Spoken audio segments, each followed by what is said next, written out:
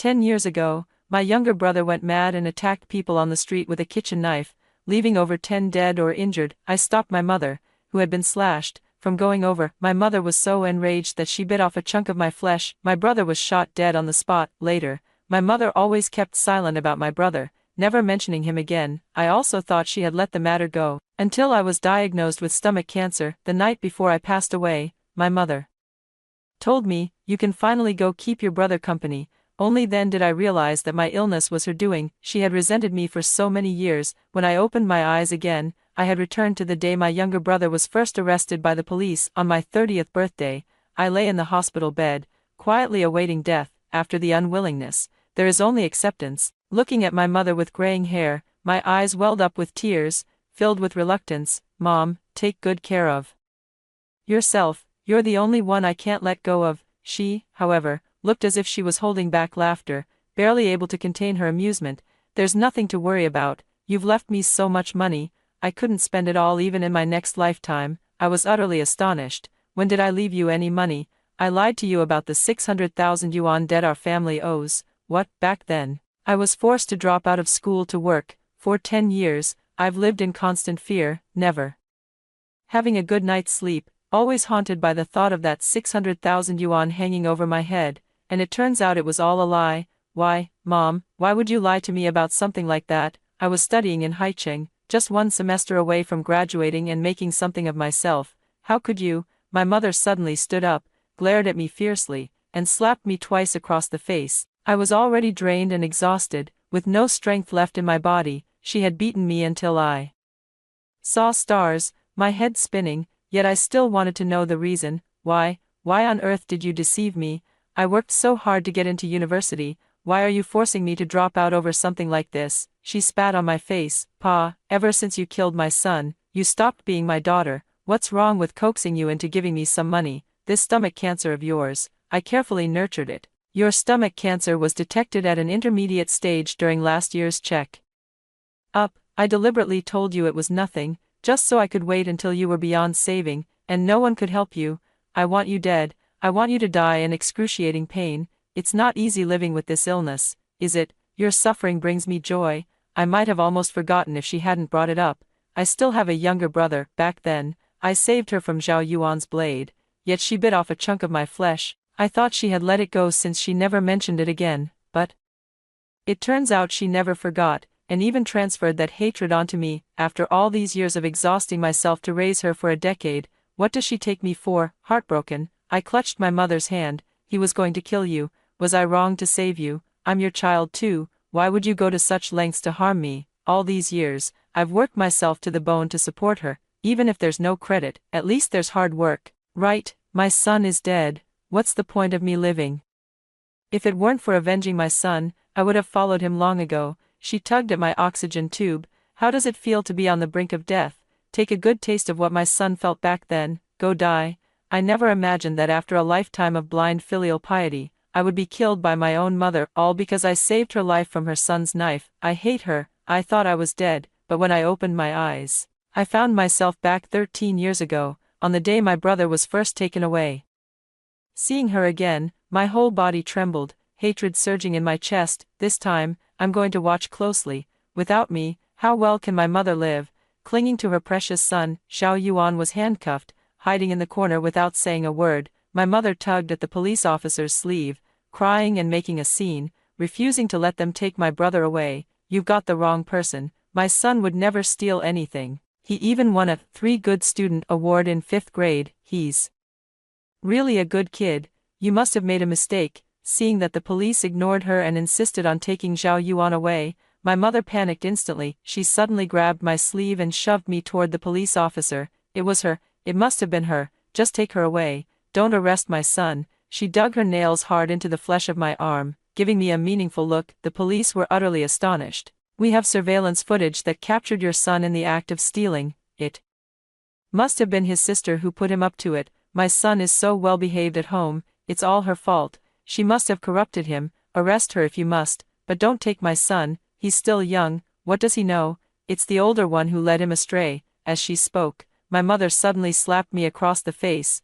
"What are you standing there for? Go confess to the crime right now. I'm telling you, you incited my son to steal, and I won't let you off the hook. In my past life, I was the epitome of a filial daughter, foolish enough to follow my mother's instructions and take the blame for my brother. Not only did I miss the exam, but I also became the thief in everyone's eyes. My mother, in order to clear my brother of blame, has been telling everyone that I am the thief. Zhao Yuan, the real culprit, ended up being seen as the poor soul dragged down by me. Everyone accused me of being rotten to the core. Stealing money meant for someone's medical treatment. No matter what, I still have my pride. How could I possibly remain indifferent to all those rumors and gossip? Whenever I voiced my dissatisfaction, my mother would always shut me down with the phrase, "The eldest sister is like a mother, the eldest sister is like a mother." In the old days, if I died, wouldn't you have to take care of your brother? You should treat him as your own child and love him, no matter what. The child still calls you sister.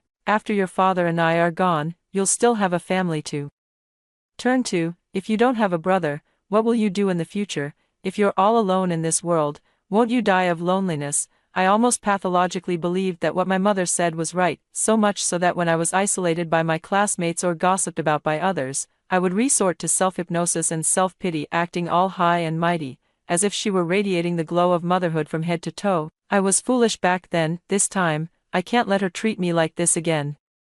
I forcefully pulled my hand away, ignoring her unpleasant expression, and said loudly, "I didn't steal anything. Excuse me, I need to get to school." I opened the door to leave, but my mother grabbed my arm. "You can't go, you're coming with your brother to the police station." I refused. "I'm not going." She held me firmly. "You have to go." As someone who's been through it, I know exactly why she insisted I come along. It's nothing more than setting the stage before throwing mud at me. I quickly pulled open the door and immediately raised my voice to wail. "The police already said Zhao Yuan stole the stuff, so why are you forcing me to confess? Zhao Yuan's reputation matters, but mine doesn't. How can you be so biased? It was clearly Zhao Yuan who stole it, so why are you framing me? Are you even my real mother? I have a mock exam today, a very important one. I have to go. Officer, please help me convince my mom. I really didn't steal anything, and I still have to take the exam." Originally, the police had come quietly to make the arrest, and hardly anyone in our building knew about it, but after my loud shouting, at least 3 or 4 floors worth of people came out to see what was going on. At this moment, my father, who had been invisible for a long time, finally put down his bowl and chopsticks and came out to stop my mother. "Let her go take the exam. What kind of spectacle is this with so many people watching? You may not care about losing face, but I do. Let her go." The sight of everyone pointing and whispering fell upon my mother's eyes, and she was truly about to go mad with anger. "You wretched girl, still pulling this trick on me. I'll beat you to death." Just as she rushed over, still wanting to hit me, I slipped into the crowd and turned to leave. The exam is what matters. Given another chance, I will do everything in my power to leave this home. When I returned home in the evening, my mother was already waiting for me in the living room, holding a clothes hanger. I had just stepped through the door when she started swinging at me. "You want to die, don't you? You made me lose so much face this morning. I could kill you and it still wouldn't be enough. That's your brother. He's still so young. How could you let him end up in a place like the police station? As his sister, not only did you not think about him, but you were practically shouting to everyone that he stole. You're a scorpion, a viper. I raised you for nothing. I should have just drowned you in a chamber pot when I had the chance. I didn't just stand there and take it. Instead, I snatched the clothes hanger from her hand. Didn't you hear what the police said? He was caught stealing on camera. The evidence is solid. How am I supposed to take the blame for him? Besides, if both of us end up in there, you'd be even more embarrassed, wouldn't you? Instead of blaming me for not taking the fall for him, you should think about how you spoiled Zhao Yuan into becoming like that. Smoking, drinking, stealing. He's still so young. And he never listens no matter how many times he's told. How many times has he been caught already? She always brushes it off by saying he's still a child and will grow out of it. After I mercilessly pointed out her mistakes, she raised her voice. "You've really grown some nerve, haven't you? I can't even talk to you anymore. Am I your mother or are you mine? What are you ordering me around for, showing off your skills in front of me? I'll discipline my son however I want. What right do you have to speak? Am I his mother or are you? If you won't take care of him, fine, but don't you dare kick me while I'm down. Watch out or I'll slap you across the face." She always uses this kind of talk to shut me down. I don't want to keep arguing with her. She's a very extreme person. and she holds grudges fiercely. I still carry some resentment and fear toward her. She glared at me with hatred before turning and heading back to her room. As for my father, he just sat there smoking, watching us argue. He didn't say a word, not even a flicker of expression on his face. I glanced at him. Even though it had been 10 years since we last saw each other, I didn't miss him at all. During my junior year winter break, my younger brother tried to steal money and was scolded by our father. In a fit of shame and rage, he grabbed a knife and killed him. He then took the knife to the streets and began slashing people at random. My mother and I tried to stop him, but we were both wounded by his blade. Later, he was shot and killed. Looking at my father now, I suddenly felt a sense of release and smiled. This is what they call, every cause has its effect. He never cared for his children, letting my mother spoil my brother without restraint. Later, when he wanted to intervene, he couldn't control the situation anymore, and even lost his life because of it. It truly wasn't worth it at all. Although my parents favored my brother, they cared even more about their reputation. In my mother's view, my brother is her pride and dignity. She always says that if it weren't for giving birth to my brother, she wouldn't be able to hold her head up in public. In my father's eyes, face encompasses much more. All he cares about is his own authority, but he's also lazy, so he only steps in to say a few words when major matters are about to conclude, just to prove his authority. The long-lost family of 4 left me feeling utterly suffocated. After returning to my room, I began burning the midnight oil. It had been 12 years since I last studied these subjects, and I had long forgotten everything. Today, I struggled mightily and still couldn't finish all the problems. My grades have definitely dropped compared to before. Because of this, I can only work even harder, striving to achieve my previous scores in the college entrance exam and fulfill my dream of going to university. Not long after things settled down, trouble struck at home again. Zhao Yuan was detained for a day to scare him, but in reality, because of his young age, he was let off after paying compensation. There wasn't really any punishment to speak of. Inside, he even met more troublesome delinquents, losing all interest in studying and only thinking about dropping out to join the streets. After returning home, he started making a fuss about dropping out of school. It wasn't until the teacher called my mom that she found out my brother had beaten up the school principal in his attempt to quit school. The director was tough too, and called the police right away. My brother almost ended up back in jail within just a week. She rushed to the school, apologizing and begging for mercy. When she came back and tried to scold him, he glared and yelled, "Mind your own business." My mom was practically fuming. "What? How old are you? What are you dropping out for? To become a delinquent? If you're not embarrassed, I am." Zhao Yuan almost got into a fight with her. "I told you to stay out of it. What else do you do besides meddling in my life? Can't you find something of your own to do? What does it matter to you whether I drop out or not? You at least need to go to a vocational school, so you can learn a skill to support yourself. If you drop out now, how will you eat? You're so young, you won't even be able to find a job." My mother screamed at him hysterically, "Are you going to steal again? Aren't you ashamed after getting caught last time?" Zhao Yuan, struck where it hurt, flew into a rage out of humiliation. "You won't buy it for me, so why can't I steal it? If you had bought it for me earlier, why would I have stolen it? It's all your fault." Listening to their argument, I hid in my room, barely able to hold back my laughter. The most important reason Zhao Yuan became a bad kid was his inherent selfishness. Over the years, my mother spoiled him too much, granting his every wish. He had long become a high-maintenance person, with numerous and unrealistic demands. Gradually, when my mother could no longer provide, he learned to steal. Once a person's ambition swells, it becomes an abyss. He had long since started stealing, taking money from home more than once. My mother always thought it was nothing. After all, he was just a child. She just never imagined that someone who could steal at home would only become more brazen outside. Now she's reaping what she sowed, and since she can't do anything to my brother, her resentment toward me has grown even more. "You damn girl. Make sure you look after your brother from now on, you hear? Give him some of the money you earn. I've fed you, clothed you, and paid for your education all these years just so you could support my son, you know that." Seeing that I didn't react, she deliberately raised her voice and shouted, "Listen to me, my precious son. I bought your sister a big insurance policy, and I made you the beneficiary. If she ever refuses to give you money in the future, Mom will just stab her to death for you."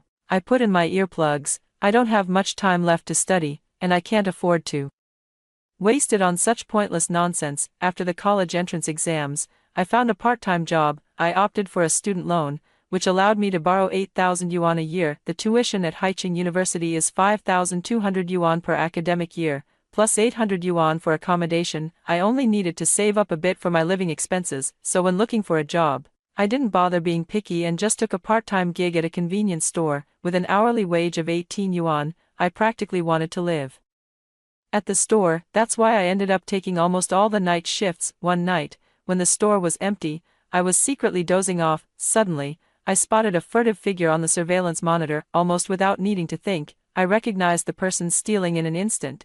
It was my younger brother. I called out his name coldly, Xiao Yuan. He impatiently tossed the items in his arms onto the checkout counter. What? I'm your brother. You stole something. He remained nonchalant. Why don't you just pay for me? I flared up instantly. Why should I pay for you? Aren't you working as a waitress at a street food stall? How come you have no money? I glanced at the items on the cashier's counter. They were only worth about 30 yuan. Given how much my mom dotes on him, it's not like he couldn't afford such a small amount. After all, the last time he got caught stealing, it was an iPhone. Finally, in our silent standoff, he gave in, looking at me and rubbing his nose. I didn't steal these for myself. They're for my girlfriend. She's pregnant. What's the matter? I had just asked when suddenly my mind went completely blank. I knew he was a jerk, but I never expected him to be this. Yet, taking advantage of my stunned state, he grabbed the items and tried to run. Just take pity on your nephew.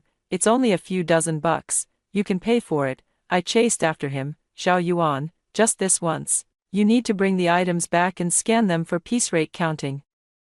Things are getting more and more interesting. I'm suddenly a bit excited to see how the situation unfolds, especially when I found out that Xiao Yuan's girlfriend is 2 years older than me. I could barely keep a straight face from laughing. After the college entrance exam results came out, my score was 3 points lower than in my previous life. Fortunately, the difference wasn't too great, and I still applied to Haicheng University. That unfinished education had almost become an obsession of mine. When my mom found out about my grades, she surprisingly bought me a new phone worth 2,000 yuan. You did well, this is your reward. Since it was free, I didn't hesitate at all and took the phone right away. She looked at me with a flattering smile, and I thought she was proud of my achievements, ready to butter me up. After all, I had brought her honor, but as soon as she opened her mouth, I almost got into a fight with her. Liar, could you drop out of this university? I really don't understand. Why? Our family's education levels aren't that high.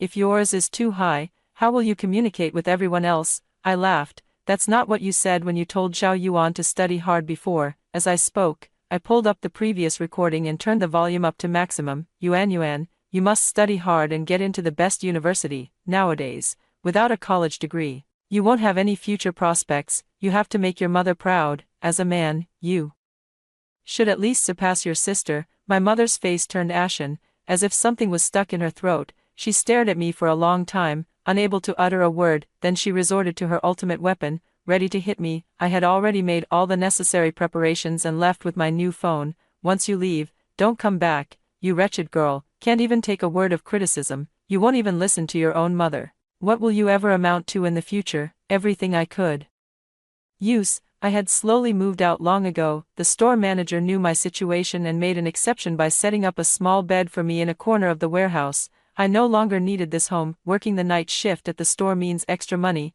I'd practically live there if I could. That night, when my dad came looking for me, I finally understood the real reason she didn't want me to go to school. Liar. Has your mother spoken to you? Yeah, my dad sighed, scratching his head, unsure where to begin. Even though I'm not exactly a great dad, I have to tell you this, otherwise, my conscience really won't let me rest. Somehow, a sense of foreboding suddenly washed over me. What's going on? My dad rubbed his face. Your brother's got a girlfriend, and she's pregnant. Her family wants to arrange a marriage exchange. I asked in confusion, what's a marriage exchange? He stammered through his words, but I felt as if struck by lightning. It means, she has an older brother who became mentally disabled after a fever as a child. And he still hasn't married. The woman's family is demanding a marriage exchange. You marry her brother, and your younger brother marries that woman. Otherwise, they'll accuse your brother of rape. Your mother agreed. I knew my mother was disgusting, but I never imagined she could stoop to such depths. So this phone wasn't a reward for me after all, but rather compensation given out of guilt. What the hell? My dad stuffed some money into my pocket and told me to get out of here quickly. I sat in the shop in a daze for a long time, until the next customer came to check out. Only then did I snap out of it. My hands had long since gone numb from the cold, trembling uncontrollably as I held up the scanner. I was terrified. I knew I had to run. If even someone like Xiao Qirong had come to warn me, it was enough to prove just how serious the situation had become. Quit immediately and pack up. 4 hours later, with my luggage packed, I boarded the bus to Haicheng. After nearly 2 months of work, I earned 4,800, plus the money my dad gave me. That adds up to about 7,000 yuan. I've worked in Haicheng for 10 years, and I know how to keep living costs to a minimum. I know what kind of jobs I can take to earn money. Sure enough, after I settled down in Haicheng, I received a message from my former convenience store manager. Did you run away from home? Your mom has come to our store looking for you several times. Come home after you've finished throwing your tantrum. Auntie seems really worried about you. I heard she even called the police. Looking at the message he sent, I truly felt relieved that I had run away quickly. If I had delayed any longer, I probably would have been caught and dragged back long ago. Since I blocked all her contact methods, my dad had already told me in advance that he wouldn't be reaching out to me anymore, so when his phone number called me, I didn't answer. After the call ended, text message notifications kept popping up one after another. Zhao liar. You already know. Did Zhao Qirong tell you? Let me tell you, this marriage has already been arranged for you. Whether you want to marry or not, you have to marry. Do you think you can run away for a day and hide for a lifetime? I'll wait by the university you're going to, searching for you one by one. As long as you're not afraid of losing face, I'll make a scene everywhere, until everyone knows, until you can't stay there anymore. I couldn't help but reply, if you're so eager to find a partner for Zhao Yuan's girlfriend's brother, why don't you divorce and marry him yourself?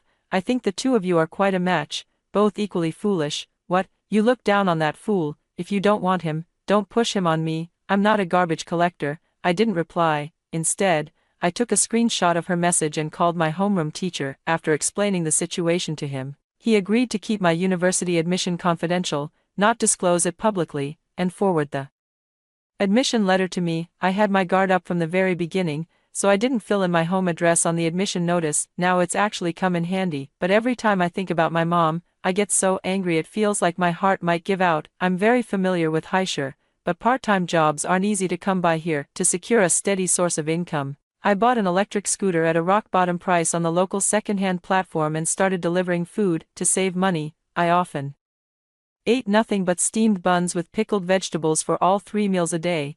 If the weather turned cold, I'd treat myself to a bowl of plain noodles for 5 yuan to warm up. Day by day, life went on, and at least there was hope to hold on to. That was until my teacher called to tell me that the admission notice had been sent to me. I suddenly felt a bit dazed. These days have been too bitter. So bitter that I thought I could hardly hold on any longer. I never expected that only 2 months have passed now. Even August hasn't reached its halfway point. School starts on September 10th, so I can still take orders for another month. I'll make a nice, tidy sum of money. From that day on, it was as if I became addicted to earning money. I'd even go out to take orders when I couldn't sleep in the middle of the night. As long as I'm making money, I'll do anything. All I want now is to save up for school. Zhao Qirong occasionally gets in touch with me to ask how I'm doing. I don't know what's really going on with him, and I won't easily tell him about my current situation. He, on the other hand, has been telling me a lot about what's happening at home, bit by bit. For instance, my mom and my brother's girlfriend got into a street fight, and the baby was lost. The whole incident became public knowledge. My mom is even afraid to go out to buy groceries now, terrified of being gossiped about. My brother has also cut ties with my mom, stealing money from home and running away. Now, no one knows where he's gone. My mother reported it to the police and searched for several days, but there was no progress. He said my mother kept complaining at home, blaming it all on me, thinking that if I had obediently married that girl's brother, she and my brother wouldn't have fallen out. When I read this, I laughed. She really is that kind of person, always shifting the blame onto me. Actually, it has nothing to do with me at all. She's just used to finding someone to bear the brunt of her resentment. Just before school started, Zhao Qirong came to Haicheng to meet me. I didn't dare take him to my rented apartment. We just found a place to have a meal together. He's never been one to express himself much. Maybe over the phone, he could say a few more words. While eating at the buffet with me, he couldn't utter a word for a long time. He just stared at my face and murmured, "Didn't I give you money? How did you get so thin? Now you're both dark and skinny, like a little black chicken." I smiled and said, "Delivering food under the sun, then why don't you buy a hat to cover it? Eat more vegetables. I came to see you this time to bring you money." He pulled out 5,000 yuan from his pocket and stuffed it into my bag. This is for your tuition, your mother keeps a tight watch, so I finally managed to get my salary card out. After all these years of Zhao Yuan stealing from it, there's not much left. This is money I've saved over 2 months. If you run out of money, just tell me.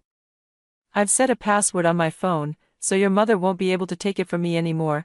I took the money, and it was as if he suddenly opened the floodgates, chattering away to me non-stop. For decades, this was the first time. We were just like a real father and daughter. He gave me a lot of advice, mostly about getting along well with classmates, not causing trouble but also not being afraid of it when going out, and calling him if anything happened. I kept my head down, eating, occasionally looking up to agree with a few words. At the end, he suddenly looked at me, somewhat hesitant to speak. I was actually planning to divorce your mom, but she's pregnant again, and I'm thinking she's completely given up on Zhao Yuan. Liar, if your mother changes, you can always come back. After all, this is your home. I clutched the heavy cloth bag and nodded aimlessly. He patted my shoulder. Your mother and I were wrong before, but I've come to realize that no matter what, I'll support your education. I'll talk to your mother about it. Just give me some time, study hard. I've heard people online say Haicheng University is really good. Once you start school, you're not allowed to work part-time anymore. If you need money, I'll give it to you. I rode my electric scooter to take him to catch the evening high-speed train back to his hometown. He kept saying gentle, coaxing words the whole way. After seeing him off on the train, I suddenly realized that his change in attitude had come about a bit too strangely. Could it be that he was also reborn? I couldn't help but feel curious, but in the end, I didn't ask. After starting school, he indeed sent me money on time every month. While using the money he gave me, I saved all the money I earned myself, just in case. Even now, I still don't quite trust them, afraid that in the next second we'll revert to our old ways of cutting off all contact. Zhao Qirong often sends me messages, and I occasionally reply with a few words. To be honest, the conversations I've had with him in both my lifetimes combined don't add up to as many as we've had this semester. It's as if he's been possessed by a doting father. He's been incredibly good to me. Not only does he often check in on me, but he also frequently sends me money and red envelopes. Every time, I accept them without hesitation. Who would turn down money? Whenever he gives, even if it's just $1, I take it. Although we stay in touch, our relationship remains rather distant. The days just kept passing by. It was actually more comfortable than in my previous life. Back then, my mother refused to give me more living expenses. In a top-tier city like Haicheng, my monthly allowance was only 800 yuan. Every day when I opened my eyes, I was worrying about how to avoid going hungry. I spent almost all my time outside of classes working various part-time jobs. Now, with the living expenses my father provides, I have plenty of time to focus on my studies. After the final exams, my father kept messaging me, hoping I would come home. I hesitated, afraid that my mother might sell me off again to some fool or cripple as a favor. I didn't answer his call, so he kept sending messages to explain. Zhao Yuan and that woman have long since broken it off. I've already talked to your mom. She's not in a hurry for you to get married. No matter what, we have to let you finish your studies, right? Don't let this keep you from coming home. You said you wanted to work. You can work anywhere, can't you? Come back first.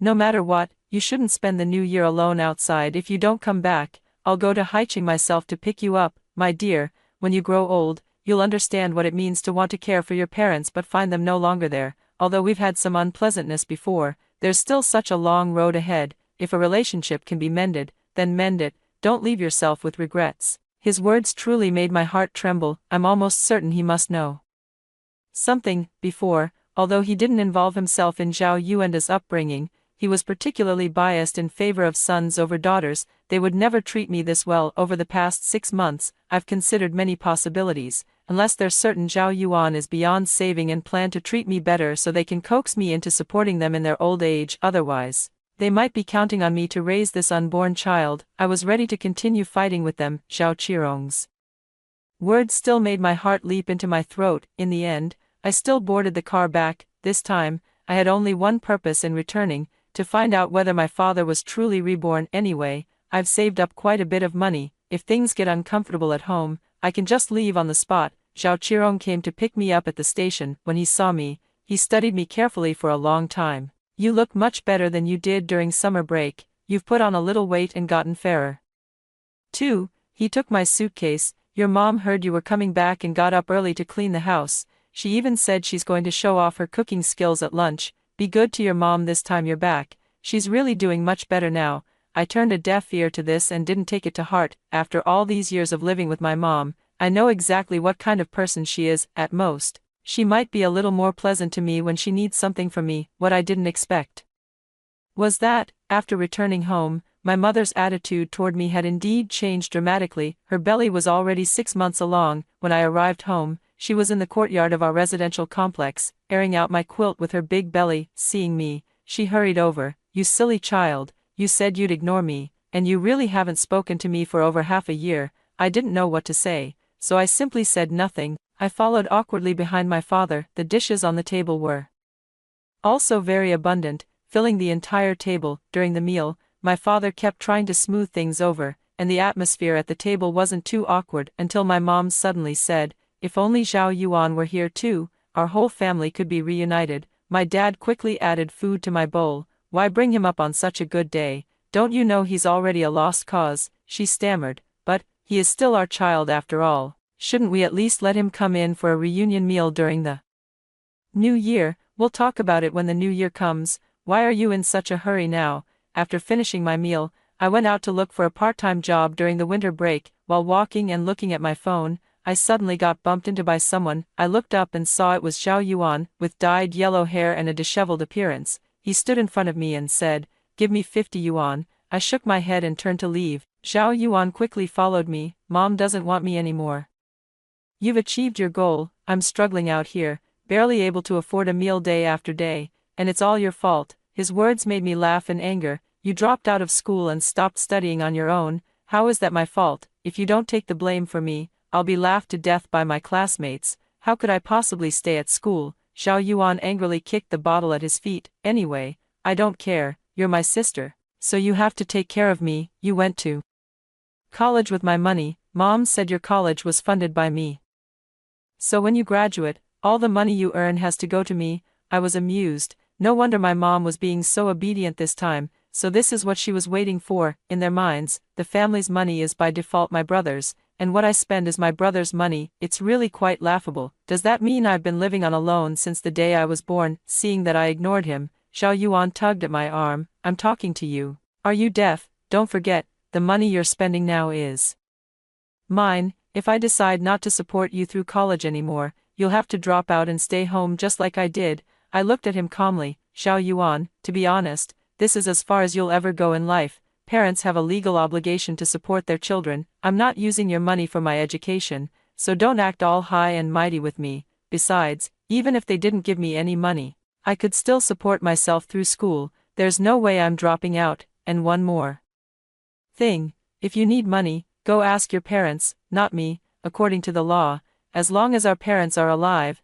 I have no obligation to support you." A strange glint flashed in his eyes. "Are you saying you want me to kill them all? Only then will you give me money to spend?" I shook my head. "No, if you kill them all, you'll have even less chance of spending my money." I never liked talking to him before because he was so foolish. I still don't want to talk to him now because he remains just as foolish. He followed me for a long time, but when he saw I wasn't going to give him any money, he finally left in a huff. I found a job as a supermarket promoter, and after a simple onboarding training, I returned home. As soon as I entered, my mom rushed over to help me with my shoes. "Liar is back. Did you find a job?" "Found it. That's wonderful." I knew being a student at Haicheng University would make it easy to find a job. Once you land a good job, finding a good partner won't be a problem either. She cradled her belly and began to daydream about the future, while I appropriately poured cold water on her enthusiasm. "I'm working as a service staff at a supermarket. There's no technical skill involved at all." "What?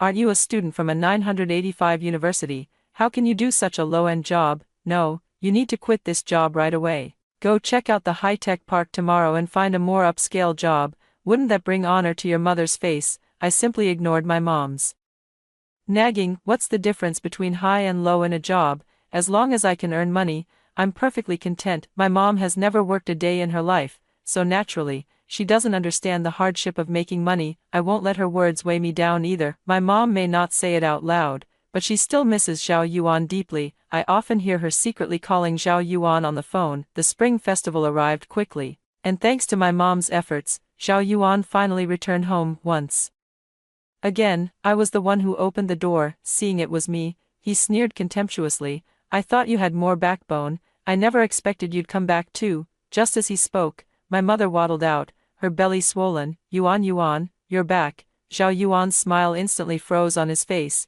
his eyes widening in shock. You're pregnant. My mother instinctively covered her belly, but it was already too large, 7 or 8 months along, and impossible to hide. She smiled awkwardly. I wanted to tell you, but I was afraid you'd feel uncomfortable. Zhao Yuan slammed the door shut with a bang. And now I feel comfortable. Why didn't you tell me you were pregnant? Didn't you say I was the only one you could rely on in this life? What are you trying to do now? Kick me aside? He glared, as if he wanted to devour someone. My mother was so frightened by him that she kept backing away. No. It's just that I didn't want to get rid of it after finding out. Don't overthink it. Zhao Yuan clenched his fist and slammed it hard against the wall. I stood by watching the drama unfold, not even daring to breathe loudly, yet I was caught in the crossfire of his rage. You knew all along, didn't you? You helped them keep it from me, trying to kick me out of this family. If you look down on me, why did you keep insisting I come home? I really hate all of you. Let me make this clear. In this family, it's either me or him. But not both. You decide what to do. He ran crying into his room, locking the door behind him in a fit of anger, then began throwing things around inside. My mother wiped away her tears, sobbing until she choked up. What do we do? What on earth can we do? My Yuan, seeing how emotional she was, I still called Zhao Qirong. Zhao Qirong was out buying New Year's goods, but upon hearing what I said, he hurried back. He looked at my mother, who was still sobbing, his gaze as if it could burn a hole right through her. Didn't you say? Zhao Yuan agreed. You never mentioned it at all, did you? I'm sorry, I just couldn't bring myself to say it. Yuan is a sensitive child. I wanted to wait a bit before telling him. Zhao Qirong angrily threw the New Year's goods on the ground. You know he's sensitive, yet you kept putting it off. Were you planning to wait until the child's full-month banquet to tell him? Son, you're really going to be the death of me. With that, he went to knock on Zhao Yuan's door. Open up, it's your dad. Zhao Yuan shouted from inside. If you don't get an abortion, I'm not coming out. Zhao Qirong was furious and grabbed a claw hammer to smash the door. Are you even speaking human language? Your mother's belly is already so big, and you still want an abortion? I might as well beat you to death right now, so you won't harm society anymore. My mother, holding her belly, walked up to my father and said softly, why don't we find someone to check the baby's gender first? If it's a girl, we can just abort it. My father was so angry he almost rolled his eyes. You're already 47, and being pregnant is hard enough as it is, and you still want an abortion. Why didn't you do it when you were earlier in the pregnancy? I'm really fed up with you. How far are you planning to spoil Zhao Yuan before you're satisfied? No matter what, he's still a child, with a parents. When did it become his turn to run this household? The day ultimately ended in utter chaos. My mom posted on a social media platform. She uploaded a photo of her pregnant belly, hoping netizens could help guess whether it was a boy or a girl. Netizens shared their opinions one after another. Aside from a few who criticized her for favoring sons over daughters, the comments section remained relatively harmonious. I'm not sure exactly what happened, but my mom thought the baby in her belly was a girl and wanted to have an abortion. But when she went to the hospital, the doctor repeatedly emphasized the health of the fetus and the risks of the procedure. They didn't agree to perform the surgery. After returning home, as soon as she told Zhao Yuan the news, he started throwing a fit. Fine, then keep it. You got a new kid, so you don't need me anyway. I'm leaving. Zhao Yuan's trick was quite effective. My mother, with her bulging belly, rushed to bump into the corner of the table. Yuan, I'll get rid of this child right now. Don't be so unreasonable. I really couldn't hold back and stepped forward to pull her back. Can't the two of you snap out of it? He's acting out, and you're going along with it. The doctor wasn't wrong. You are a high-risk case. What exactly are you being so stubborn about? My mother, stopped by me, was still unwilling to give up. Didn't I take such a big risk just to have a son? But this pregnancy, with its round belly, is definitely a girl. What's the point of risking my life to give birth to a girl? I was so angry I was completely speechless. But I still firmly stopped her from hitting her stomach. Nowadays, children can survive after being born, so why create this kind of sin, especially because of the preference for sons over daughters? However, I never expected that very night. Just as I had fallen into a light sleep, I heard my father's roar from the living room. What are you doing? Realizing something was wrong, I quickly ran outside. The front door was left open, but the faint scent of blood lingered in the air. I walked to the doorway and looked out. My mother was clutching her stomach, writhing in pain on the ground. Zhao Yuan stood nearby with an indifferent expression, showing no reaction at all to my father's furious outburst. It was my mom who told me to push her. If you don't believe me, ask her yourself. She said she wanted to abort this baby because it's a girl. What does that have to do with me? It's really not my fault. We live in an old-style apartment building, on the 4th floor. Just as Zhao Qirong and Zhao Yuan were arguing back and forth, my mom was lying at the corner of the stairs, groaning in pain. In the end, I couldn't bear it and called for an ambulance. Ironically, the stillborn was a boy. When my mother heard the news, she buried her head under the covers and never lifted it again. My father tied Zhao Yuan up at home, beating him whenever the thought crossed his mind, again and again. What made it even more ironic was that the very next day happened to be New Year's Eve. From then on, I began shuttling back and forth, taking care of my mother at the hospital, then returning home to cook for them. On the day she was discharged, I went to handle the paperwork. My mother took my hand and held it in hers. Liar, having a daughter really is better. All the other patients have been envying me these past few days with you taking such good care of me. I smiled and withdrew my hand. I just felt sorry for you and took care of you for a few days. Besides, my dad is paying me the nursing fee. When I got home, Zhao Yuan was still tied up. As soon as he saw my mom, he wriggled over urgently. Mom, please save me. My dad and my sister want to kill me. Mom, seeing Zhao Yuan in such a miserable state, my mother's heart felt as if it had been pricked by a needle. Her hands trembling, she moved to untie Zhao Yuan, only to be scolded by my father. Son, if you dare to let him go, we're getting a divorce. My mother immediately grew frantic. Zhao Qirong, are you out of your mind? He's our only son left. What if you hurt him badly? Who's going to take care of you when you're old? My father pointed at me. I have Zhao to take care of me. A girl will belong to another family once she gets married. If she wants to take care of you, she'll have to see if her husband agrees. You really think she matters? My mother pulled Zhao Yuan over. Fine, let's divorce. Even if I divorce you, I want my son to be well. My father was so angered by these words that he immediately went to the study, turned on the computer, and started drafting the divorce agreement. After being untied, Zhao Yuan couldn't stop the tears from flowing. He clung to my mother, crying as if his heart were breaking, recounting everything he had been through over the past few days. The two of them wept in each other's arms for a long while before I, feeling restless, returned to my room. I couldn't shake the feeling that something was about to happen, a sense of unease enveloping me. Zhao Yuan took out insurance policies for my dad and me, with my mom as the beneficiary, life and accident insurance. One night, I got up to use the bathroom and overheard them whispering on the balcony. Little did I know, I had stumbled upon a sinister plot. From their conversation, I learned they were plotting how to kill us both. Not only could they make it look like an accident, but they would also receive a large insurance payout. I was dumbfounded. It turns out that wicked people will always be wicked, no matter what. This is innate, fundamentally unchanging regardless of the shifts in circumstances. I remained silent, quietly slipping back into my room. I didn't sleep a wink all night, to be honest. I just want to keep to myself and stay out of trouble. In such an environment, it's already difficult to ensure one's own safety, let alone guarantee someone else's, especially since Zhao Qirong and I have no emotional connection to speak of. Just as I was struggling with whether to tell him about my mother and Zhao Yuan's scheme, my father suddenly sent me a message, asking me to go have hot pot with him tonight. Your mother and I are getting a divorce. Who do you want to live with? He asked, without hesitation. I replied, I'm already 18, I don't need custody, but he ignored my words and continued on his own. Come with me, Zhao Yuan will definitely go with your mother. Although I haven't treated you very well in the past, everything you've ever had was bought with my money. I'm the one who raised you all these years. I haven't been bad to you. When the time comes, I'll buy a small house under your name, and we can live there together. During the meal, he kept talking about his visions for the future. I went from feeling impatient at first to eventually responding to him. He grew visibly happier and happier. After dinner, we walked home together. As we approached the front door, he told me, I asked a friend to find you a cushy job with room and board included. You can start tomorrow morning. I've always been keen on making money, so I agreed without a second thought. All right, he smiled and ruffled my hair. Life is a long road. Take your time growing up. The sudden affection left me a bit flustered. I've never been like this with him before. This is the first time. The next day, I went to the place he mentioned to work. On the 6th day, the police suddenly came looking for me. Zhao Lai, your father has passed away, the beneficiary of his estate and insurance is you. Your mother and your brother were both killed by him. I kept turning these words over and over in my mind, frantically chewing on them.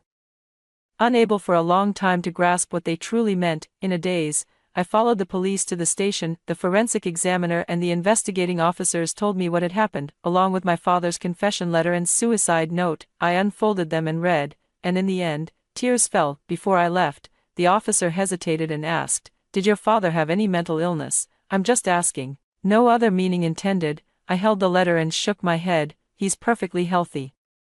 Confession letter: I am Zhao Qirong, and today I am going to kill my wife and my son. I am not mentally ill, and my mind is perfectly clear right now. My son Zhao Yuan, together with my wife Sun Yu, tried to kill both me and my daughter. There is recorded evidence, you can check it on my phone. To protect my daughter, I intend to strike first. I am not a good father, but I want to try to be one this time. Suicide note: liar. I'm sorry, what I said that day was actually a lie. I have resolved to die. And no matter what, there will be no future for us. I only hope that in the future, when you think of me, you can sincerely call me Dad. I've let you down, failing to provide you with a good living environment. I've harmed you for 2 lifetimes. All my inheritance is left to you. Study hard, and don't return to this city in the future. Live a good life out there, and forget all of this. After hearing the first story above, what are your thoughts? Feel free to share your opinions in the comments section. Next, there is another similar story. Let's continue to see. They fought fiercely over the custody of my sister, but when it came to me, no one wanted me. In my past life, to stop their arguments, I chose to go with my abusive father. He and my stepmother beat me to death. The only one who truly cared for me, my aunt, arrived to find nothing but my cold, lifeless body. This time, I chose neither of them. With the 30,000 yuan they gave me, I returned to my aunt's home in the town. Before leaving, my sister sat in Mom's luxury car, her face full of mockery. Even though Mom and Dad don't love you, staying with them is still better than going to the countryside to live a hard life, right? Don't come looking for me in the future. All the family's money is mine. I don't envy her. By my calculations, it won't be long before my parents' company goes bankrupt. The air conditioning in the law firm's conference room was set to a very low temperature. I sat at one end of the long table, facing my father, my mother, and their respective lawyers. My sister, Lin Yu, sat beside my mother, wearing a newly bought princess dress and holding a pink rabbit plush toy in her arms. She is 8 years old this year, 5 years younger than me. The lawyer was reading the divorce agreement, his voice steady, as if reciting an ordinary business contract. Who gets the property, who gets the cars, how to divide the savings, and how to handle the company shares. At the end of the reading, the lawyer paused and looked at me. He said that regarding the custody of the eldest daughter, Lin Yan, the 2 parties needed to negotiate. The conference room suddenly fell silent. That kind of quiet wasn't the absence of sound, it was everyone waiting to see who would speak first,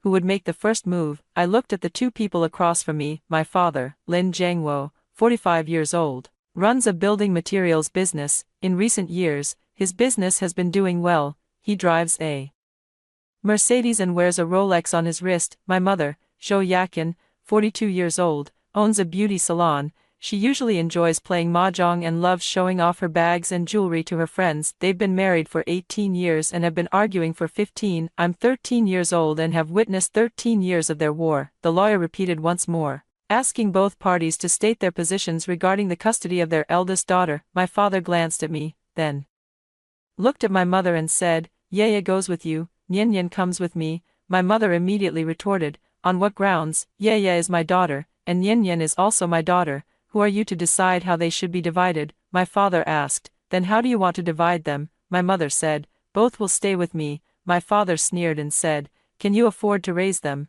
How much does that shabby beauty salon of yours earn in a month?" My mother's face flushed red as she said, "You think I can't afford to raise her? Do you think you're so rich? That failing company of yours, how much debt do you owe? Don't you have any idea?" My father retorted, "Even with debts, I'm still better off than you. At least I have the ability to pay them back." My mother shot back, "You have the ability? If you're so capable, why are you still fooling around with other women?" My father sneered, "What's wrong with me seeing other women? Aren't you also running around with other men?" They started to argue. The voices grew louder and louder. The lawyer tried to interrupt, but it was no use. My younger sister, Lin Yu, hugged her rabbit plushie, tears falling as she whispered, "Mom, I'm scared." My mother immediately stopped, pulled Lin Yu into her arms, and said, "Don't be afraid, sweetheart, Mom is here." My father glanced at it, said nothing, and lit a cigarette. The lawyer cleared his throat and asked, "So, what are both parties' opinions regarding the custody of the eldest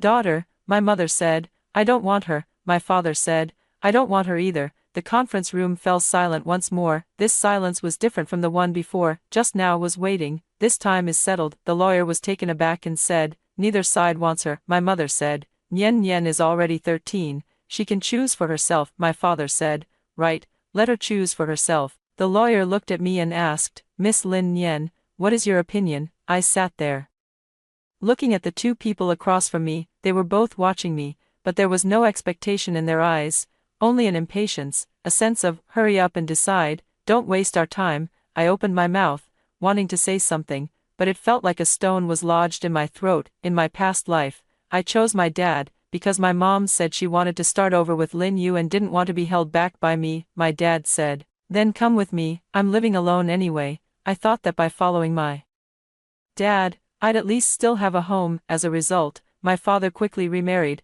marrying a woman 15 years his junior named Zhongli. Zhongli treated me well, at least on the surface, but she had a habit of speaking ill of me in front of my father. She said I was disobedient, that I stole her money, that I got into fights at school, and that I talked back to her. At first, my dad would ask me questions, but later he stopped asking and just started hitting me. He used a belt, a clothes hanger, anything he could grab within reach. By the end, I had stopped crying. I just lay on the floor, waiting for him to finish. In the winter when I was 16, I came home half an hour late, and my dad and Zhongli beat me together. My father whipped me with his belt, while Zhongli kicked me from the side, calling me a worthless burden, saying my existence was just a waste of food. I remember it was very cold that day, the floor was icy, and I lay there, staring at the flickering light on the ceiling. Then I remember nothing more. When I woke up again, I had returned to the age of 13, back in this meeting room, back at this moment of choice. The lawyer was still waiting for my answer. I took a deep breath and said, "I choose neither." Everyone in the meeting room froze. My mother said, "What did you say?" I said, "I'm not choosing anyone. I want to go to Auntie's house." My father frowned and said, "What are you going to Auntie's house for?" I said, "Auntie told me that if I didn't want to stay with you, I could go to her place." My mother sneered and said, "That run-down place of your aunt's, what future could you possibly have there?" I said, "That's still better than staying with you." As those words left my mouth, I saw my mother's face change, and my father's finger twitched, causing the ash from his cigarette to fall onto the table. The lawyer said that if the child chooses to stay with another guardian, both parties must agree, and a certain amount of child support must be paid. My father said, "Child support?" The lawyer said, "Yes.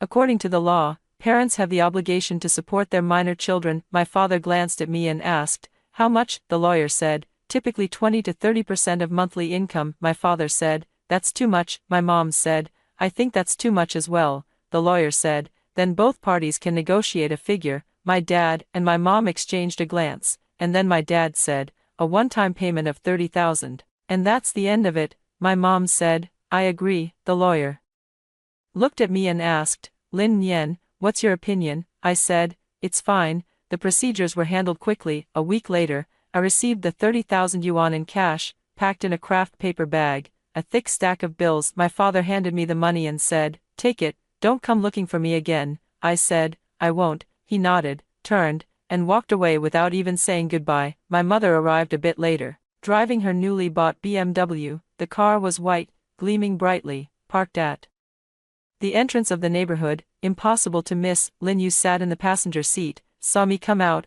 rolled down the window, and shouted at me, "Sis, are you really going to the countryside?" I said, "It's a town, not the countryside." She pouted and said, "A town is still the countryside anyway, definitely not as good as the city." My mom sat in the driver's seat, wearing sunglasses, and didn't get out of the car. She just honked the horn, signaling for me to come over. I walked over, and she rolled down the car window, took a bank card from her bag, and handed it to me. She said, "There's 5,000 yuan in the card, the password is your birthday, take it." I took it and said, "Thank you." She said, "Live well with your aunt from now on, don't cause trouble." I said, "I understand." She nodded, ready to roll up the window, when Lin Yu suddenly said, "Mom, let's go." I don't want to see her anymore. My mother didn't say a word, but the window rolled up. Linyu leaned against the window, making a face at me and said, even though mom and dad don't love you, staying with them is still better than going to the countryside to live a hard life, right? She paused for a moment,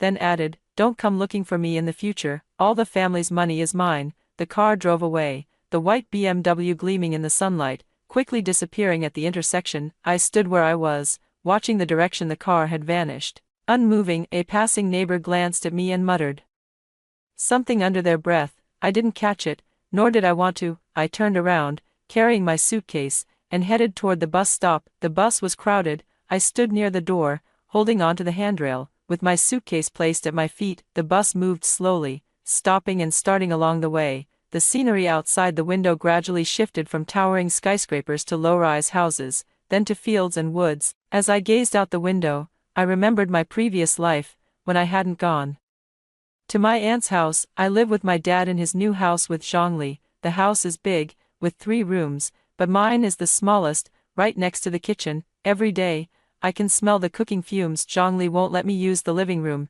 saying I'll dirty the sofa. She won't let me use the dining table, saying my eating manners are unsightly. She won't let me watch TV, saying I'll disturb her rest. Every day after school, I come home and hide in my room, doing homework, reading books, waiting for time to pass. My dad rarely came home. His business was getting busier and busier, and he often went on business trips, each lasting a week. Once, I asked him, Dad, when are you coming back? He said, I don't know. Is something wrong? I said, no, I just wanted to ask. He said, if it's nothing important, then don't ask. I'm busy. Then he hung up the phone. I sat in the room, staring at the words, call ended, on the phone screen, and suddenly felt as if I no longer had a home. The bus arrived at the station. I got off, carrying my suitcase, and walked toward the town. The town wasn't large, with a single main street lined on both sides by shops, selling clothes, vegetables, daily necessities, and a few small restaurants, their doorways adorned with red lanterns. There weren't many people on the street, only the occasional motorcycle passing by, chugging along with a puttering sound. I walked to the end of the street and turned into a narrow alley, paved with bluestone slabs, flanked by old houses with walls thickly covered in ivy. Auntie's house was at the very end of the alley, a 2-story building with pale yellow exterior walls and an osmanthus tree planted by the entrance. I stood at the door, took a deep breath, and rang the doorbell. The door opened quickly. Auntie stood in the doorway, saw me, paused for a moment, then smiled. She said, Nien Nien, you're here. I said, Auntie, I'm here. She said, come in quickly. It's hot outside. I walked in carrying my suitcase, and my aunt took my bag, asking, why are you alone? Where are your parents? I said, they didn't come. She paused for a moment, then said, they didn't come. I said, I'll be living with you from now on. She looked at me, something flickering in her eyes, then she said, all right, it's good to live here. Auntie welcomes you. Auntie tidied up a room for me on the 2nd floor. The room wasn't big, but it was clean. The window faced the backyard, where I could see a small vegetable patch and a few fruit trees. The bedsheet was new, pale blue, with a little bear placed on the pillow. It was something my aunt had bought for her daughter before. Her daughter was now studying at a university in the provincial capital and only came back once or twice a year. My aunt said, you should rest for a while. I'll make something delicious for dinner. I said, Aunt, there's no need to go to any trouble. She said, it's no trouble at all. I'm happy you're here. She finished speaking and went downstairs. I could hear her bustling about in the kitchen, the sound of running water, the chopping of vegetables, and the sizzle of oil in the pan. I sat on the bed, looking around the room. A few posters were stuck on the wall, featuring some celebrities I didn't recognize. They were probably put up by my cousin in the past. On the desk sat a lamp and a few books, high school textbooks. There's a pot of pothos on the windowsill, its leaves so green they seem to glow. My aunt must water it often. Suddenly, it struck me that this room felt more like a home than my own in the city. Dinner was a feast: braised pork, steamed fish, stir-fried greens, and a tomato egg soup. Auntie said, eat more, look how thin you are. I said, Auntie, I'm not thin. She said, you are thin, you weren't like this before. I lowered my head, picked up a piece of braised pork, and put it in my mouth. The meat was tender, melting in the mouth with a hint of sweetness, the flavor I loved most as a child. It suddenly occurred to me that in my previous life, the last time I tasted this flavor was when I was 10 years old. Back then, my parents hadn't divorced yet. My aunt came to the city to visit me and cooked a table full of dishes, including this braised pork. I ate a lot, and my aunt smiled, saying, "Take your time, don't choke." Later, my parents divorced, and I went to live with my father. My aunt came to see me a few times, but each time, Zhongli stopped her at the door. Zhongli said, "Nian Nian is doing her homework and can't be disturbed." My aunt said, "I'm her aunt, not a stranger." Zhongli said, "That still won't do, the child needs to study." Auntie didn't insist any further. She stood at the door, glanced at me through the crack, then turned and left. I stood in the room, listening to her footsteps fading away. I wanted to chase after her, but my feet felt nailed to the floor, unable to move. After dinner, Auntie told me to go take a bath while she cleared the dishes. I said, "Auntie, let me wash them." She said, "No need, go take a bath, you have to report to school tomorrow." I said, "School?" She said, "Yes, the middle school in town. I've already made arrangements. I'll take you to complete the formalities tomorrow." I paused for a moment and said, "So soon?" She said, "Get it done early, and you can have peace of mind sooner." I nodded and went upstairs to take a shower. While showering, I stood in front of the mirror, looking at my reflection. At 13, I hadn't fully grown into my features yet. My face still carried a hint of baby fat, and my eyes were large, but there was something in their gaze that didn't belong to someone my age. I reached out and touched my own face, confirming that this was real. I had truly returned. I had gone back to being 13, back to a time before everything had happened. The middle school in town was called Qingshan Middle School, a very ordinary school with only 3 floors in the teaching building, a cement playground, and no rubber track. When my aunt took me to complete the enrollment procedures, the dean of students looked at my documents and said, "Transferred from the city?" My aunt said, "Yes, the child will live with me from now on." The head teacher nodded and asked, "How are her grades?" My aunt glanced at me, and I said, "They're okay." The head teacher said, "Then we'll assign her to class 3 of grade 7 for now. The homeroom teacher is surnamed Wang, a very kind person. Study hard." I said, "Got it." The procedures were handled quickly, finished in less than half an hour. Auntie took me to the classroom, which was on the 2nd floor. A sign hung by the door read, "Class 3, grade 7. Auntie knocked on the door, and a female teacher opened it. She looked to be in her 30s, wearing glasses, and had a gentle smile. She said,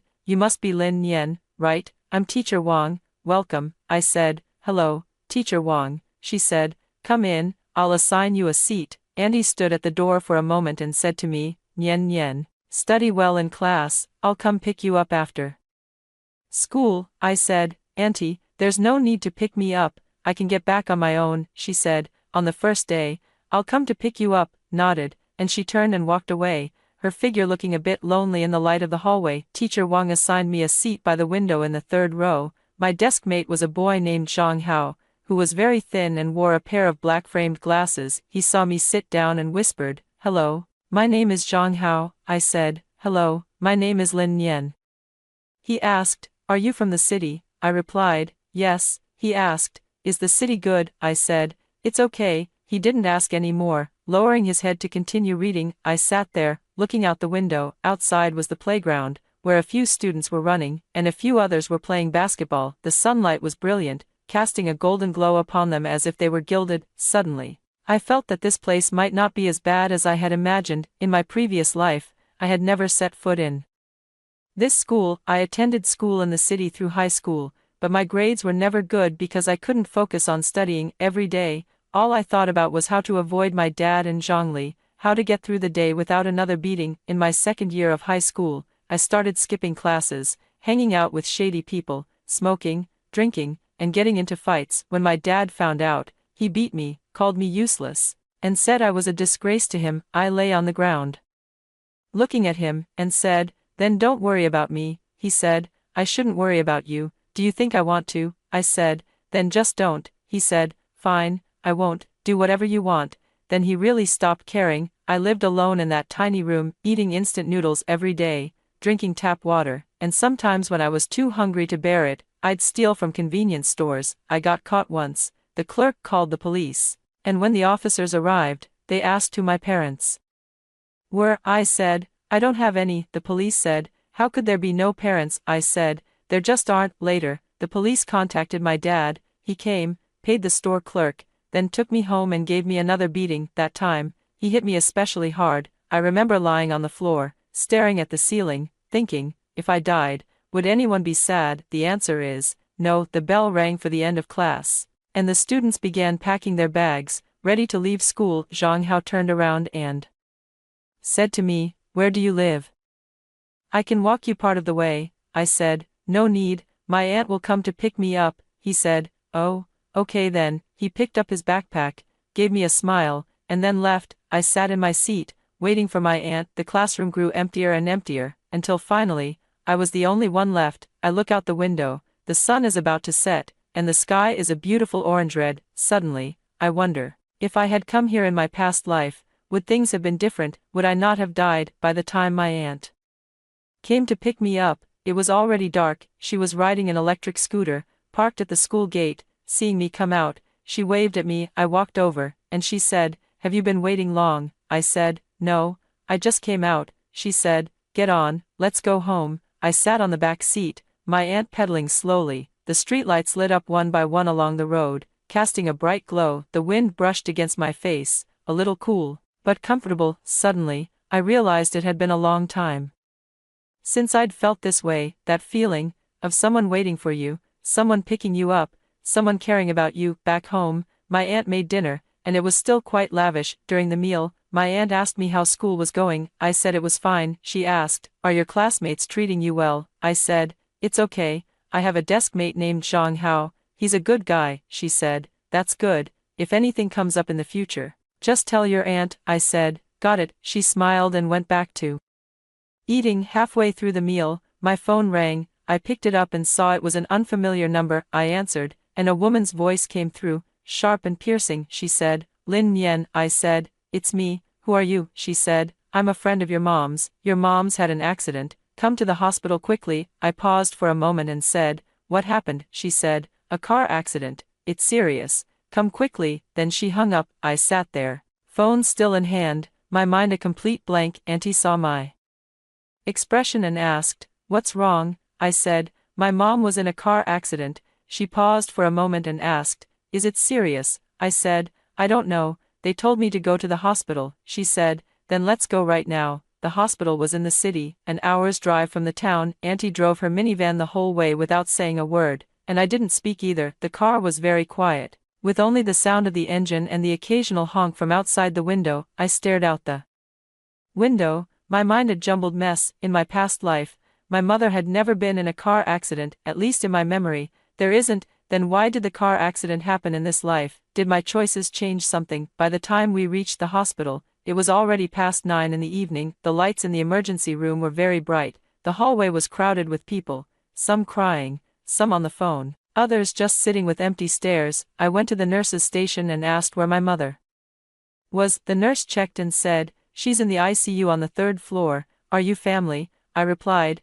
"Yes, I'm her daughter." The nurse said, "Then go to the 3rd floor and find the doctor on duty." My aunt and I went up to the 3rd floor and found the doctor on duty. He was a middle-aged man wearing a mask, with bloodshot eyes. He asked, "Are you Zhou Yakin's daughter?" I said, "Yes." He said, "Your mother's condition isn't good. The car accident caused intracranial bleeding, and she's currently in emergency surgery. Whether she can be saved is still uncertain." I listened, my heart not stirring with much emotion. It wasn't that I was cold-blooded, it was that in my previous life, I had grown accustomed to this feeling of potentially losing something at any moment. I said, "I understand." The doctor said, "You wait outside first, I'll notify you if there's any news." I nodded, turned around, and walked to sit on the chair in the hallway. Auntie sat beside me, took my hand, and said, "Don't be afraid, everything will be fine." I said, "Auntie, I'm not afraid." She looked at me, her eyes holding something I couldn't quite put into words. It seemed like heartache,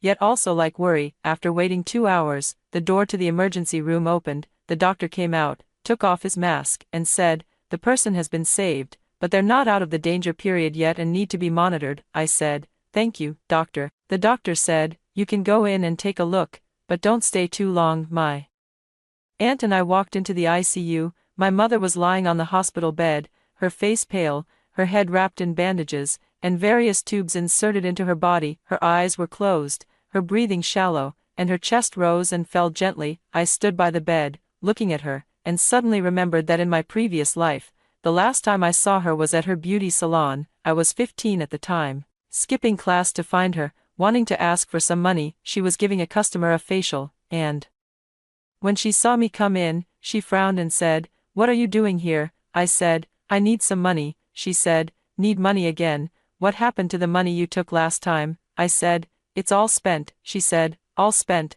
How did you spend it?" I said, "On food, buying things." She said, "Why do you need so much money for food and shopping? Are you fooling around outside again?" I said, "No." She said, "No, do you think I don't know? Your dad told me you've been fighting at school and skipping classes." I said, "So what?" She said, "So what? You're just a waste, just like your father. Both of you are worthless." I listened, and suddenly felt a chill in my heart. I said, "Then why did you give birth to me in the first place?" She was taken aback for a moment, then said, "What did you say?" I said, "Why did you have me in the first place, since you think I'm useless? Why did you give birth to me?" She didn't answer, just looked at me, with something in her eyes that I couldn't understand. Then she said, "You should go. I don't want to see you." I turned and left. As I walked out of the beauty salon, I heard her telling a customer, "This child really gives me a headache." That was the last time I saw her. My mother stayed in the ICU for a week and finally passed the critical period, being transferred to a regular ward. For the past week, I've come to the hospital every day after school, sitting on the chair outside the ward, waiting for visiting hours. My aunt would come too, sometimes bringing some food, sometimes just sitting with me, keeping me company as we waited. During the visits, my mother always kept her eyes closed and didn't speak. Sometimes when I called her, she would open her eyes to look at me, then close them again. I don't know if she was truly tired, or if she just didn't want to see me, but I still came every day, not because I cared about her, but because I wanted to see if things would be different this time. On the 8th day, my mother finally spoke, lying in the hospital bed, staring at the ceiling. She suddenly said, "Lin Yen, why do you come every day?" I said, "You are my mother." She fell silent for a moment, then said, "Didn't you choose to go with your aunt?" I said, "That doesn't change the fact that you are my mother." She turned her head to look at me, her eyes complex, filled with guilt, confusion, and something else I couldn't quite name. She asked, "Do you hate me?" This question was too direct. I was taken aback for a moment and said, "I don't know." She said, "You should hate me. I'm not a good mother." I said, "As long as you know." She gave a bitter smile and said, "I know, I've always known." The ward fell silent, with only the beeping of the machines. After a long while, she said, "Lin Yen, I'm sorry." Just these 3 words, so faint they seemed about to be carried away by the wind, but I heard them. Something was stuck in my throat, but I didn't cry. I just said, "You should focus on getting better." My mom was discharged from the hospital a month later. That day, my aunt came to pick us up in her minivan. My mom sat in the back seat, her face still a bit pale, but her spirits were much better. On the way home, my mom suddenly asked, "Where's Lin Yu?" I said, "I don't know, it should be with Dad." She said, "Her dad hasn't been answering my calls lately either." I said, "Maybe he's busy." She said, "Busy with what? What could he possibly be busy with after getting divorced?" I didn't say a word, because I knew my father was truly busy right now, busy dealing with creditors, busy trying to save his nearly bankrupt company. In my previous life, my father's company went bankrupt when I was 14. The reason was that he invested in a construction project, which ended up being abandoned. Not only did he lose all his money, but he also ended up with a mountain of debt. Debt collectors came knocking on the door every day, sometimes even banging on it in the middle of the night. To avoid the debt collectors, my dad often stayed away from home, sometimes hiding for several days at a time. Zhang Li couldn't stand living like this. She had a huge fight with him, packed her things, and left, taking all the valuable items in the house with her. My dad came home to find the house completely emptied out, and he just broke down, sitting on the floor crying. That was the first time I ever saw my dad cry. He cried so pitifully, like a child. A month later, I got a call from Chen Qing. She's my mom's best friend,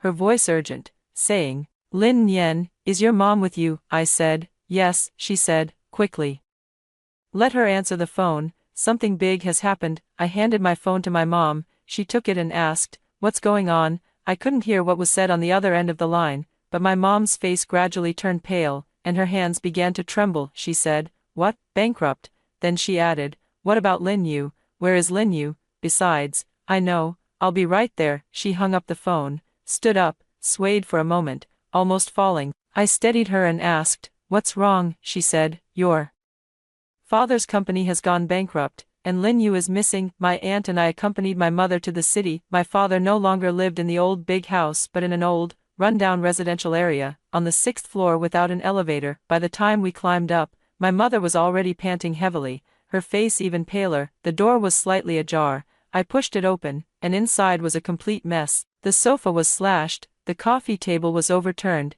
and there were stains on the wall as if something had been splashed on it. My dad was sitting on the floor, leaning against the wall, a bottle of liquor in his hand, his eyes red. Seeing us come in, he froze for a moment and said, "What are you doing here?" My mom asked, "Where's Lin Yu?" My dad replied, "I don't know." My mom said, "What do you mean you don't know? She's your daughter." My dad said, "I know she's my daughter, but I can barely take care of myself right now. How can I possibly look after her?" My mom rushed over, grabbed my dad by the collar, and said, "What did you just say? Say that again." My dad pushed her away and said, "I said I don't have time to look after her. Do you think I want this? I have no choice." My mother staggered, nearly falling, but my aunt caught her. I stood by, watching it all unfold without a flicker of emotion in my heart, because in my past life, I had already witnessed this very scene. Only, in that past life, the one standing here, utterly shattered, wasn't my mother, it was me.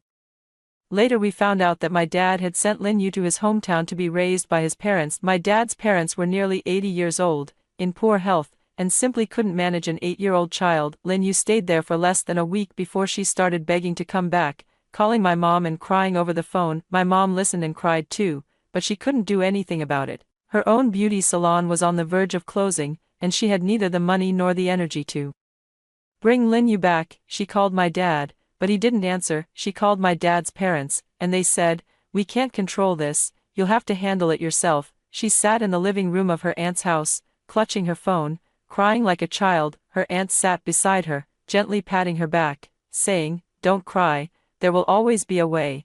I stood at the top of the stairs, watching her cry. Suddenly, I remembered, in my past life, she had cried like this too, only back then, she wasn't crying for Lin Yu, but for herself. The next day, my mother made a decision. She's going to bring Lin Yu back. Auntie said, "In your current situation, how can you bring her back?" My mom said, "I don't care, she's my daughter, I can't just abandon her." Auntie said, "Then what do you plan to do?" My mom said, "I should sell the beauty salon, get the money, and bring Lin Yu back first." My aunt fell silent for a moment and asked, "How much can you get from selling it?" My mom replied, "I don't know, but it's better than nothing." After saying that, she started contacting buyers, lawyers, and handling the procedures. The whole process went quickly, and in less than a week, the beauty salon was sold off. The money we got wasn't much, just 150,000. My mother took that 150,000 and went to my father's hometown to bring Lin Yu back. The day Lin Yu returned, she had lost a lot of weight. Her eyes were red and swollen, and as soon as she saw my mother, she threw herself into her arms and cried. She said, "Mom, I never want to leave you again." My mother held her and cried too, saying, "Okay, Mom won't let you leave again either." They held each other, crying bitterly. My aunt watched from the side, her eyes also reddening. I stood at the doorway, watching this scene, feeling a very complicated emotion in my heart. It wasn't jealousy, nor was it sadness. It was more like the feeling of finally seeing something clearly. My mother loves Lin Yu, that's the truth. But she doesn't love me, that is also true.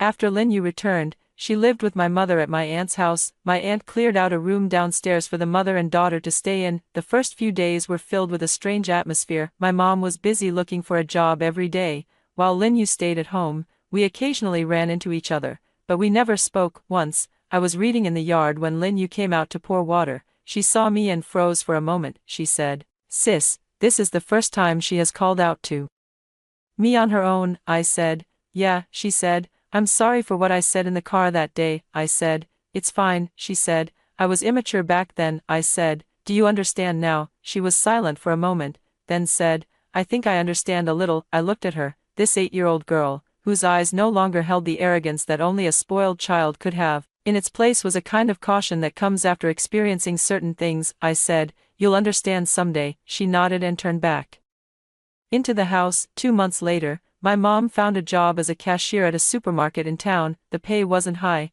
3,000 yuan a month, but she cherished it. leaving early and returning late every day without a single complaint. Lin Yu also transferred to the town's elementary school, attending the same school as me, though she was in the elementary division while I was in the middle school division. Sometimes after school, we would walk home together, and along the way, she would tell me about things happening at her school. She said she had made a friend named Xiao Yu, who was very kind. She said she had scored first place on an exam, and the teacher praised her for being clever. She said she wanted her mom to be happier, so she was going to study hard. I listened, occasionally humming in agreement, not saying much, but inside, there was a very subtle feeling as if, between us, a different kind of connection